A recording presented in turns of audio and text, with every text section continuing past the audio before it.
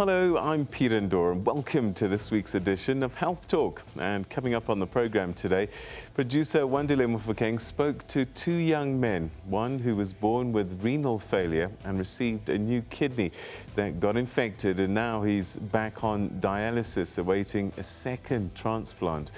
The other young man's kidney failed whilst he was at work, and he's on dialysis, also waiting for a transplant, and they'll share their story with us. So then we'll also be speaking to a nephrologist about the devastating health consequences of chronic kidney disease. We'll also be speaking to a registered nurse from Helen Joseph Renal Unit, all about dialysis and support for chronic disease patients. So as you can imagine, today our focus really is about kidney disease and what you can do. And a little bit later on in the program, we'll get some advice from our regular doctor on the program to answer questions about COVID-19 raised by patients on social media. I mean, you don't want to trust what you hear on social media, so we're going to get a proper doctor to give you proper advice. But first, let's start with the producer Zama Buthelezi, who will take us through the latest South African COVID-19 stats. Zama, very good morning to you. So what is the situation? There was a time we were doing this, and then people are worried that the third wave might be coming back. So what are the figures telling us? Peter, for the past 2 weeks, I think we saw a slight increase and we are still seeing that. And I'm also worried because of what is going to happen over the weekend with the super spreader events taking effect. A very good morning to you and Health Talk viewers.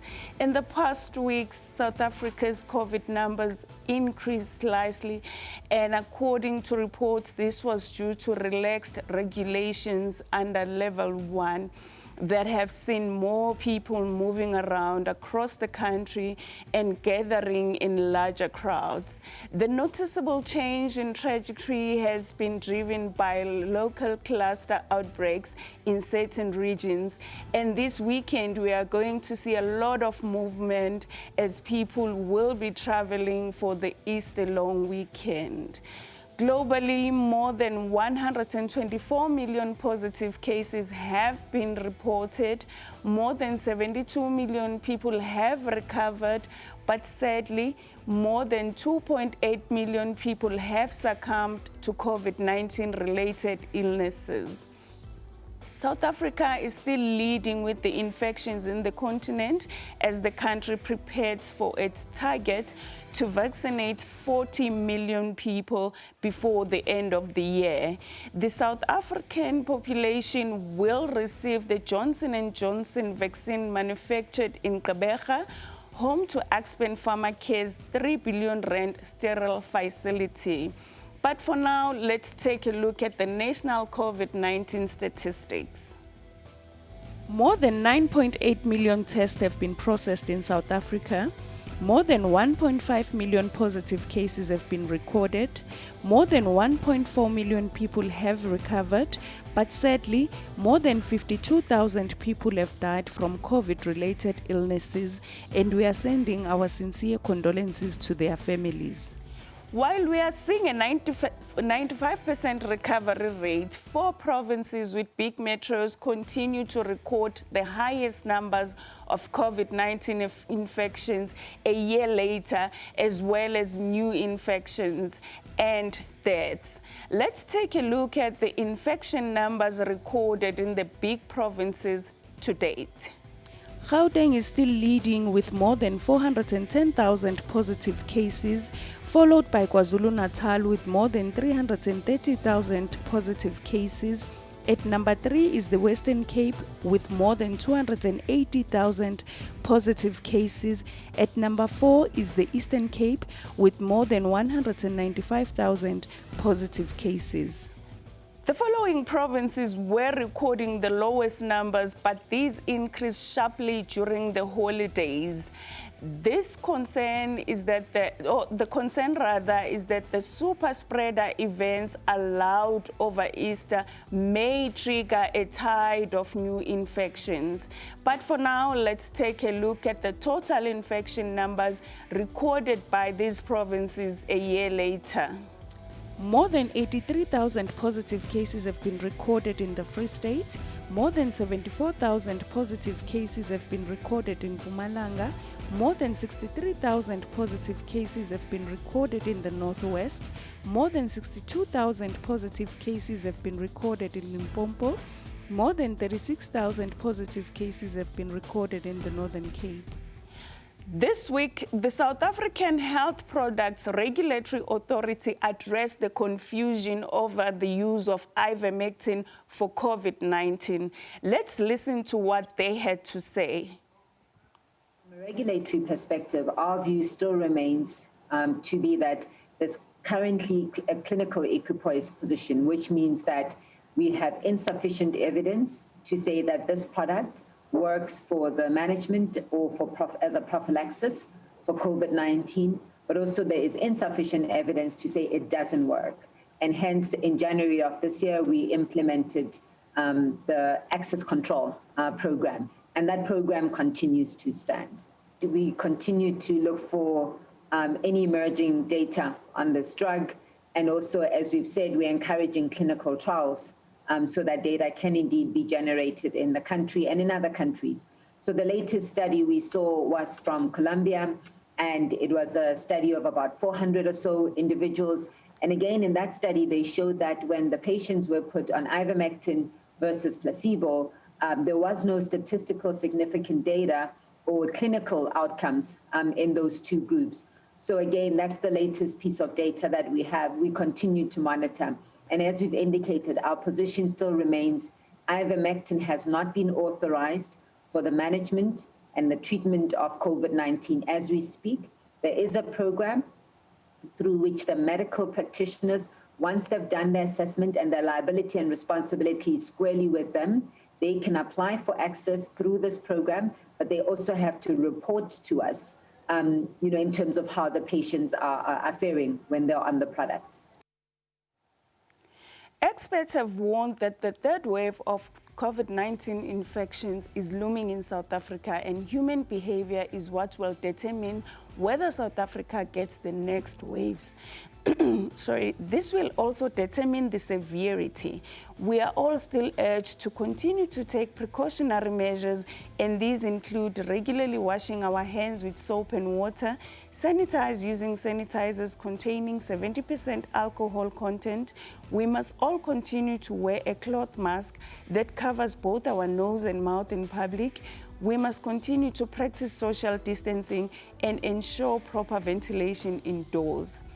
If you believe there is a chance you may be infected with the virus, call ahead to seek medical help from your healthcare provider or use the public hotline.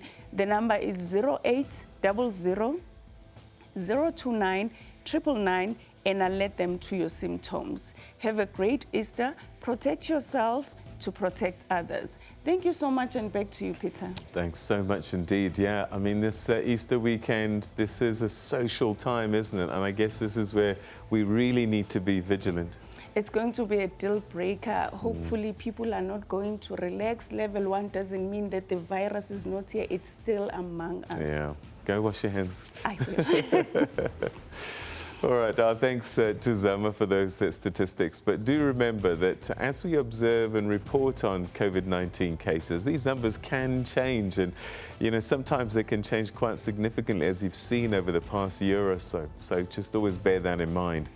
Now, don't forget, you can also be part of the show by asking our guests some questions on your mind, or you could simply share your views on what we're discussing. And the number to call is Johannesburg 011 714 5861 or 5877. That number again, Johannesburg 011 714 5861 or 5877. You can also get us on social media. Yeah, you can share your thoughts with us via Twitter at SABC Health Talk, hashtag SABC Health Talk, or on our Facebook page, which is SABC Health Talk. We look forward to hearing from you. So we're talking about the functioning of kidneys, chronic kidney disease, acute kidney failure. It's a big month in terms of talking about kidney issues. So please Watch, pay attention, and participate. Health Talk continues right after the break.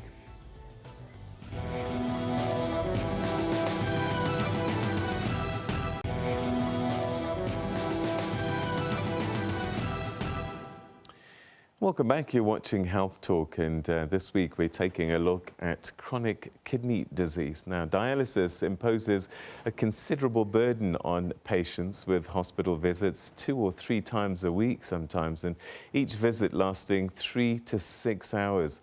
Dialysis patients have been reported as having low quality of life, although patients' mental health quality of life has been reported to be similar to that of the general population. Quality of life regarding physical aspects is remarkably low.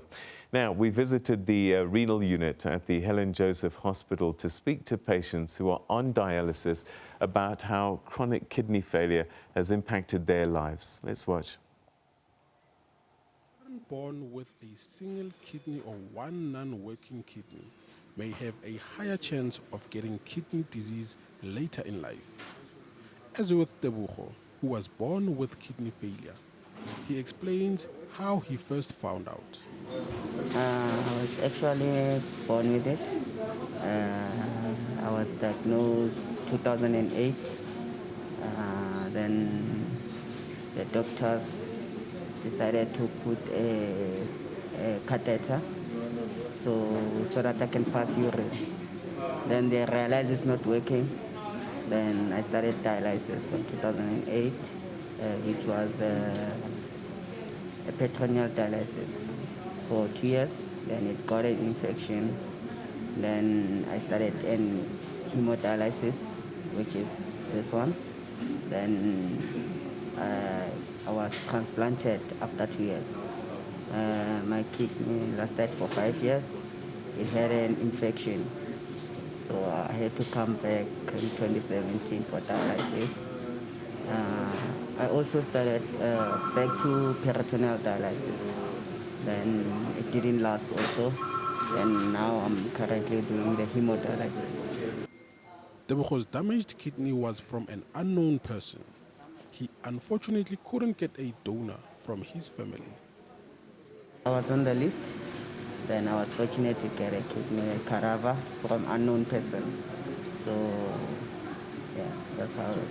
Within your family, was there someone who's not matching with you? My mother, she was matching, but the problem was she had a high blood, so she couldn't donate for me, and I had to wait on the list.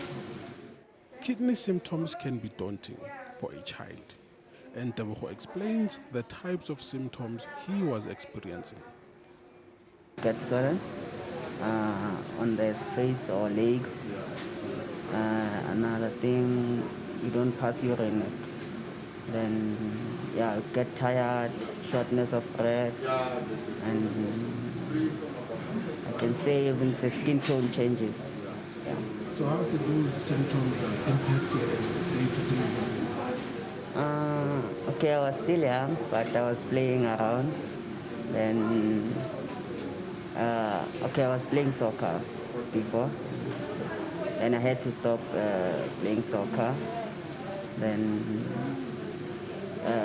fortunate enough, when I was dialyzing, the hospital, Joburg, it had a school inside. So I was managing to go to school there. Dialysis is important because when your kidney fails, dialysis keeps your body in balance by removing waste. Unfortunately for Tebogo, dialysis takes up much of his time because he needs to be at the hospital 3 times in a week. But he understands the importance of coming here. I come for dialysis 3 times a week. I'm in the Tuesday, Thursday, Saturday shift. Doesn't that really impact your day-to-day living, seeing that you have to come here 3 times a week? It does, because now I'm studying. I'm doing my 3rd year, final year for diploma IT, and I'm also working as an intern, as a librarian at Melbourne Library. So I had to start here and go to work afterwards, which is cutting also my hours at the workplace. If I lose the appointment of dialysis, I'll get swollen, and the unwanted fluid will stay in my body because sometimes we don't pass urine, and the toxins that are unwanted also, they will end up making me sick. He encourages those who are afraid to donate to learn more about kidney disease and make informed decisions when needing to donate. I will ask people to go and find out in the hospitals or to the coordinators how does it work. They should not take ideas from people outside. They should understand from straight to the trainees who know about the renal and kidney diseases. Another patient who is doing his dialysis at Helen Joseph Hospital is Piello. Piello got diagnosed in 2018 after getting sick while he was at work. I was working, I was at the work actually. And then I started to feel weak. My taste bad, were not right. Eyesight, even hearing, get swollen most of the time. He took some time before getting help as he thought the symptoms will go away. Let's say I took 2 weeks. I thought maybe just something like a pass. Not stay long. Only to realize it was something more than what I thought it is. When I came to hospital, that's where I found that it's a kidney failure. Kidney disease and dialysis has impacted him greatly. He isn't able to find work due to his weak body.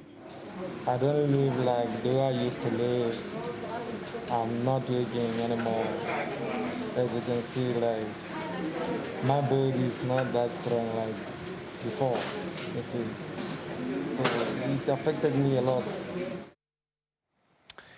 All right, so some testimonies there from two patients that are on dialysis, just giving us an idea of what they go through on a weekly basis. Well, after the break, we speak to Dr. Bernard Mashilwane, who's a nephrologist, about chronic kidney disease. Stay with us for that.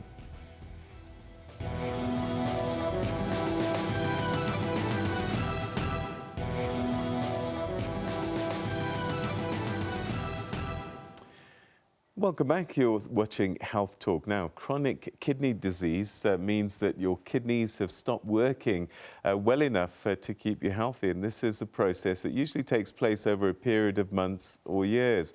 The process cannot be reversed, but with an early diagnosis, the right treatment and some lifestyle changes, it can be slowed down or even in some cases halted. Well, to help us understand chronic kidney disease, we're now joined by Dr. Bernard Mashilwane, who's a nephrologist at the Netcare Acacia Hospital. Thanks so much indeed for joining us and welcome to the program. Thank you so much, Peter, and good morning to your viewers. All right, let's start with what do the kidneys do for us? Well, the kidneys are very important organs in our body because they do quite a lot of functions. One of them being excreting the metabolic waste products or the toxins, and then also regulating water and electrolyte balance, and also production of certain hormones which are very important that the body needs in order to form red blood cells and also regulate blood pressure and other functions. All right, so before we talk about chronic kidney disease, give us generally what kind of kidney failures can happen, and because I know that there are differences in severity and sometimes outlook. Yes, basically we talk of acute and chronic kidney disease. Acute kidney disease being sudden or onset of a decrease in renal function, which usually can be explained or the cause can be reversed. And of course, if it cannot be reversed or attended to immediately, then it progresses to chronic kidney disease. And for chronic kidney disease, then we've got about 5 stages, depending on the severity of the kidney damage, from stage 1 to stage 5, and stage 5 being end-stage renal failure, where usually you will need hemodialysis or peritoneal dialysis or kidney transplant. All right. So with acute, that can be sometimes as a result of another medical condition. And if that's dealt with, that can help restore your kidney function. Yes, with acute, usually what we see commonly is something like infection or what they call sepsis. And if you treat the sepsis, usually the kidney function will be corrected. It can be acute blood loss. It can be that you're severely dehydrated. It can be due to some drugs. And if you stop those drugs, you find that the whole thing, the whole acute kidney injury can be reversed and the kidney function can be normalized. All right. Now, the chronic kidney disease, typically what causes that? There's quite a lot of causes of chronic kidney disease, but I think worldwide, diabetes mellitus is one of the commonest causes, followed by hypertension. And those are your lifestyle diseases by and large, especially with the increase in obesity in the whole world. We see that most patients that are now having diabetes mellitus, especially type 2, and also hypertension, they tend to be at risk for chronic kidney disease. But of course, there's other things like HIV, like drugs. If you've got a family history of kidney disease, some genetic disorders like polycystic kidney disease, ultimately that might predispose you to having chronic kidney disease. What about the abuse of alcohol? Well, alcohol, especially if taken in large quantities, we see that it has got it might have some indirect damage to the kidneys, And of course, if it persists, but of course it has to be with other toxins that will ultimately overwhelm the filtration of the kidneys in order to cause chronic kidney disease. But we see that it does play a role. And whilst we're still on alcohol, even smoking does the same thing because it reduces the blood flow to the kidneys. And ultimately, over a period of time, that might also lead to chronic disease. All right. You mentioned the 5 stages just now. Can you take us through each one of those now? All right. Stage 1 basically is patients who are at risk of chronic kidney disease. And those patients will then be having any one of those conditions that one has mentioned. But their glomerular filtration rate will still be above 90, which is the filtration measured in terms of a number, which 90, and above tends to say you've got normal glomerular filtration rate, your kidney function is normal. And then stage 2, being mild damage to the kidneys, where your eGFR is, of course, less than 90 mils per minute. And then stage 3 being a moderate damage, and then stage 4 being severe damage to your kidneys. And also there will be a decline in terms of the eGFR. And then stage 5, where the eGFR is less than 15 mils per minute, that's denoting that both kidneys have failed and you've got end-stage renal failure or chronic renal failure. All right, I would imagine that in terms of treatment and outlook, early diagnosis is probably key. Well, we can't emphasize that. Early diagnosis and intervention and the whole staging system, it's meant to intervene at every stage so that you prevent the progression to stage 5, which is end-stage renal failure. So early diagnosis and early treatment and change of lifestyle, that can't be overemphasized, really, because then it slows the progression to end-stage renal failure. All right, so prevention is better than cure. So keeping your weight down, making sure that your blood pressure is in the normal range, and as you said, these are lifestyle choices, is a good start. What are the symptoms that we need to look out for so that we can try and catch it early? Unfortunately, with chronic kidney disease, usually it's an asymptomatic disease, You don't present with any symptom very specific, especially in the early stages. What we see is that usually patients towards maybe stage 3, stage 4, they'll start presenting with symptoms like itching, which may be specific, like shortness of breath because they're starting to swell up. difficulty walking, difficulty breathing, And then they may also be presenting with non-specific symptoms like generalized body weakness, loss of appetite, feeling weak. They may have headaches or dizziness because there might be a concomitant increase in blood pressure, due to the chronic kidney disease. And those are some of the symptoms they might present with.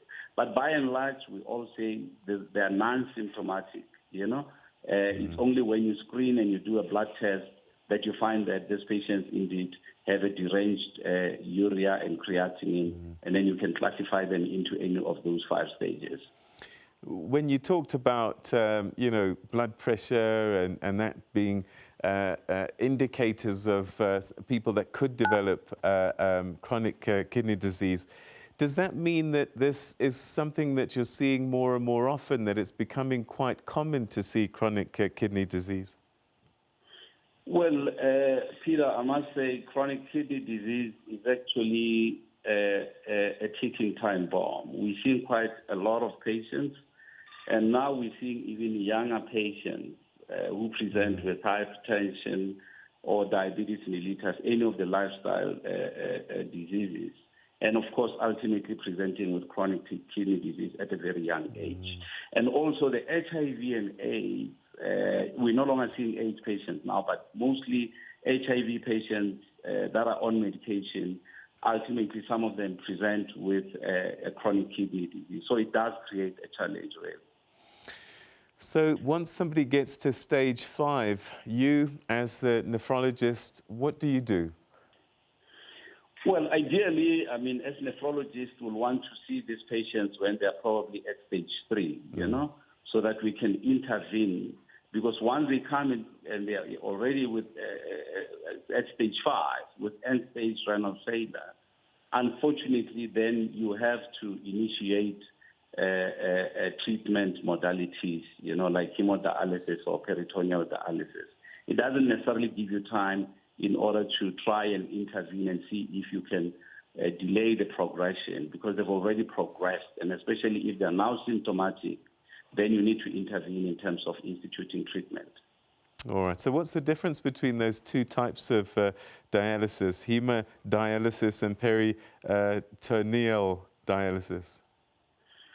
Well, the difference is that peritoneal dialysis, you use basically the peritoneal layer or peritoneal membrane, that is the lining inside the abdomen of the patient, in order to effect the dialysis, the solute clearance.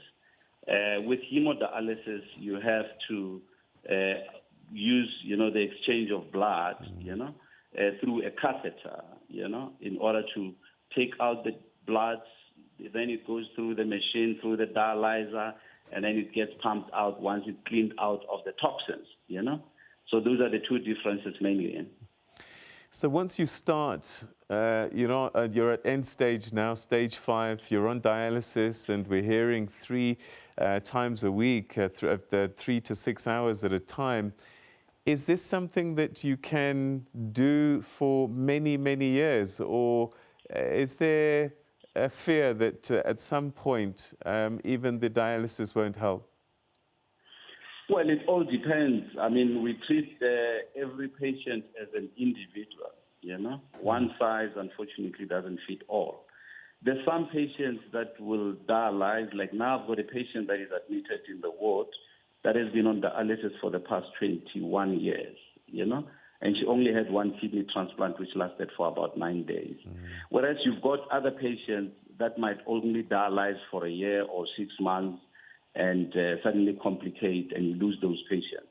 So it all depends on the presence of comorbid conditions and what the cause of the chronic kidney failure or chronic renal failure is, and that in itself will tend to tell us in terms of what the outcome is. But dialysis has been the only treatment that we have really, besides kidney transplant, that has mainly sustained some of the patients that have been on dialysis for over 10 to 15 or even 21 years, as I told you about the case scenario that I have in the ward. All right, let's talk a little bit about transplants now. How effective has that been? I'm imagining that over time and with modern medicine, transplant patients have a good prognosis? Well, that's what the studies are saying, and that's what we've seen in practice, that patients that have been transplanted, tend to live a normal life without much complications, really. And we tend to see that their causative, diseases tends to be under control also. But the challenge also is that you can't predict which ones of these patients are going to do well on transplant. There's still probably a certain small percentage of patients that tend not to do well, but there are also reasons in terms of what the causative agents are and what other complications do they have during the transplant. But then Peter might also say that we're having a challenge as far as kidney transplant is concerned, because there's not so many donors that are coming forward, and that is due to a number of reasons, traditional and African beliefs, lack of information, and also patients that come through and we find that they themselves are also having this lifestyle diseases, and they're also at risk of chronic kidney disease, and unfortunately they can't donate. And HIV has also posed another challenge, because most of these patients that you screen and they want to donate, and you find that they have HIV, that they didn't know about it, and you have to start them on treatments and see exactly how it goes. So we're having the pool of kidney donors has unfortunately reduced, and we're not doing a lot of transplant as we want to do, and that's leading to a lot of patients being on the waiting list for kidney transplant for 10, 15, or 20 years, and some of them even losing their lives whilst waiting for kidney transplant. All right, we've run out of time, but with all your years of experience and seeing patients coming in and out of your rooms, what is the one thing that you would like our viewers to bear in mind, think about when we talk about kidney disease? Well, I think the main thing that I want to emphasize is lifestyle diseases, it's screening, and it's diet. And especially with diet, that we need to cut the habit of, using a lot of salt, and other salt-containing products like your processed foods, which unfortunately contain a lot of salt. So we need to limit those, and also aerobic exercise. I can't emphasize that we need to involve ourselves in some form of exercise, watch what we are eating, and then if we've got any of those lifestyle diseases, make it a point that we do go for follow-ups and they are controlled, and then we get referred to a nephrologist when we are probably at about stage 3 if you've got chronic kidney disease. I think that is a message that one will want to carry through. All right, Dr. Bernard Mashilwane, thank you very, very much indeed for your time and your very valuable information. Thank you so much. Thank you, Peter, and thank you to your viewers. All right, that's a nephrologist at Netcare Acacia Hospital, Dr. Bernard Mashilwane. Prevention is better than cure. And from what he was saying, we can do a lot about that. Exercise, cut down on salt, and make sure those lifestyle conditions, blood pressure and diabetes, manage those. After the break, we'll be speaking to Sister Francina Ngwepe, who's a registered nurse, about dialysis and support for chronic kidney disease patients. Stay with us for that.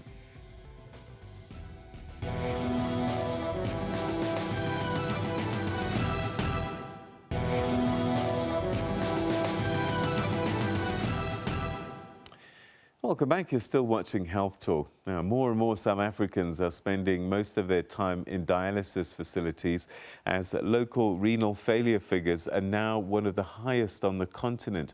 According to a report from the Continuing Medical Education Journal, 5,000 patients have end-stage renal failure, and half of them are waiting for kidney transplants, but due to declining numbers of deceased donors. Now, to speak to us a little bit more about treatment methods and support available for people with renal failure, we're now joined by Sister Francina Ngwepe, who's a registered nurse and coordinator at the Helen Joseph Renal Unit. Thanks so much indeed for joining us, and welcome to the program. Thank you, sir, for hosting me in.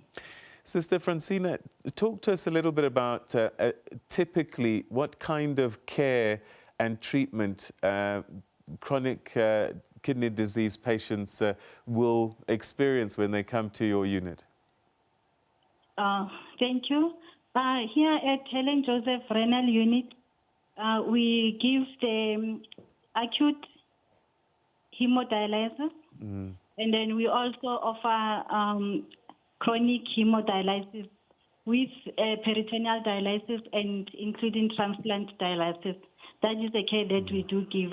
We also have renal outpatient clinic where we see our patients that have been referred from different hospital services from medical wards.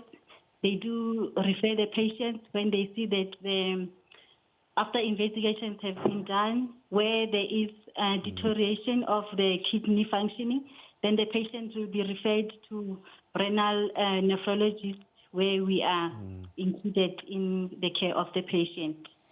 So we understand that typically people will come 3 times a week for their dialysis. What happens if they miss one of those appointments? When the patients miss dialysis, it's a very challenging condition to them because they get to have a fluid overload, then the fluid will be built up, and then also they are also experiencing toxicity built up in their system, where they will have end up with fluid overload, let's say shortness of breath, and then they also experience loss of appetite because of build-up of toxicity in their system. And then our patients, it's a challenge very well if they miss their dialysis, because dialysis is a lifelong treatment that they are depending on it. How difficult is it for them psychologically to be coming 3 times a week, or is it something that they tend to get used to?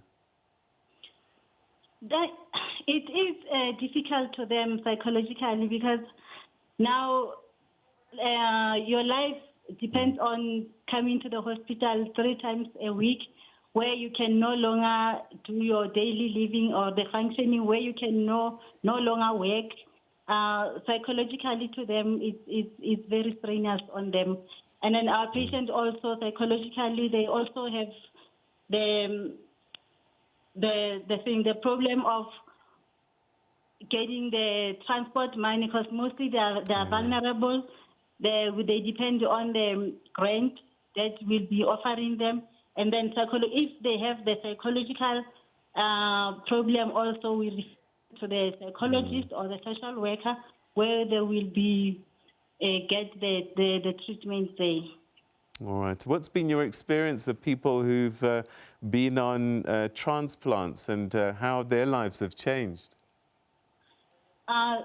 Here at Helen Joseph, we offer a transplant wake-up, where our patients will be, it changes their life, if I can say that, if they get a transplant. So, and we also encourage their families to be with them throughout this journey of renal failure, because we need to educate their families and their, let's say, the community about kidney failure. And then transplant changes their life very well, because they have to live. With transplant, they can live their normal life after transplant. But anyway, it's difficult for us to get the community to participate in transplant, because people, we have realized that they do not understand the renal failure. So with transplant, patients can go back to their normal. They can still go to work and then function as a normal life. Sister Francina, it's been a pleasure talking to you. Please keep up the good work. We thank you so much indeed for your time this morning. Oh, thank you, Doctor. All right. That's Sister Francina calling me a doctor. Wish I was. Very nice talking to her.